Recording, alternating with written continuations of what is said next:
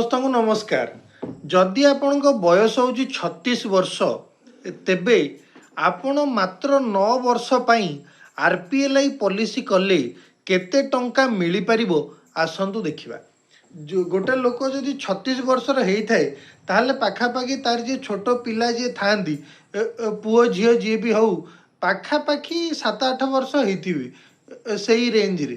ଯଦି ଦେଖିବ ଗୋଟେ 9 ବର୍ଷର ପଲିସି କରିବ, ଆରାମରେ ସେ ପିଲାର 10ମ ପାସ୍ କଲେ କିମ୍ବା +2 ପଢ଼ୁଥିଲା ବେଳେ ସେ ଟଙ୍କା ଉଠିବ ଆଉ କାମରେ ଲାଗିଯାଇପାରିବ। ତ 36 ବର୍ଷର ଯେଉଁ ଲୋକ ଅଛନ୍ତି ସିଏ ଯଦି ଯେଉଁ ଗୋଟେ 9 ବର୍ଷିଆ ପଲିସି କରିବେ ତାହେଲେ କେତେ ଟଙ୍କା କ'ଣ ମିଳିବ ଦେଖିବା। ଏହି ଉଦାହରଣରେ ମୁଁ କ'ଣ କରିଛି, 36 ବର୍ଷର ଗୋଟେ ସ୍ତ୍ରୀ ଲୋକକୁ ନେଇଛି।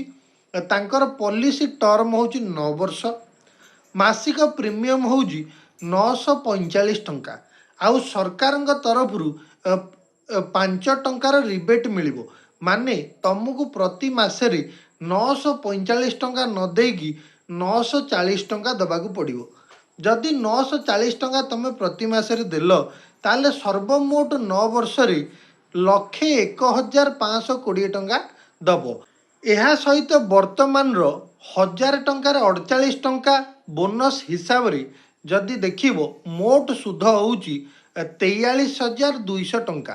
ତେଣୁ ମାଚ୍ୟୁରିଟି ସମୟରେ ଇଏ 43,200 ଆଉ ଯେଉଁ ରହିଲା 100 ମାସିଓଡ଼ 1,00,000 ଟଙ୍କା, ସବୁ ମିଶେଇକି 1,43,200 ଟଙ୍କା ମିଳିବ।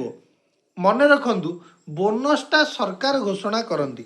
ତେଣୁ ବୋନସ୍ ଯଦି ବଦଳିବ ତାହେଲେ ମାଚ୍ୟୁରିଟି ଆମାଉଣ୍ଟ ଉପର ତଳ ହେଇପାରେ, କିନ୍ତୁ ବ୍ୟସ୍ତ ହେବାର ନାହିଁ। ବହୁତ ଦିନ ହେବ ବୋନସ୍ ପରିବର୍ତ୍ତନ ହେଇନାହିଁ ପୋଷ୍ଟ ଅଫିସରେ।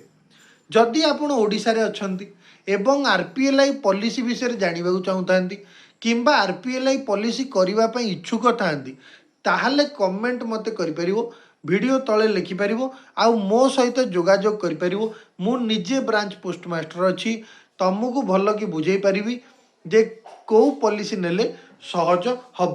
ମୁଁ ନିଜେ ପାଖାପାଖି 150 ଲୋକଙ୍କୁ ସାହାଯ୍ୟ କରିସାରିଲିଣି ତାଙ୍କର RPLI ପଲିସି ନେବାରେ। ଯଦି ଭିଡ଼ିଓଟି ଭଲ ଲାଗିଲା ତାହେଲେ ଗୋଟେ ଲାଇକ୍ କରନ୍ତୁ, ସେୟାର କରନ୍ତୁ ଏବଂ ଏହିଭଳି RPLI ଆଉ ଫାଇନାନ୍ସ ସମ୍ବନ୍ଧୀୟ ଯଦି କିଛି ସଠିକ୍ ସୂଚନା ପାଇବାକୁ ଚାହୁଁଥାନ୍ତି ତାହେଲେ ଚ୍ୟାନେଲକୁ ସବସ୍କ୍ରାଇବ୍ କରିକି ରଖନ୍ତୁ। ସମସ୍ତଙ୍କୁ ବହୁତ ବହୁତ ଧନ୍ୟବାଦ।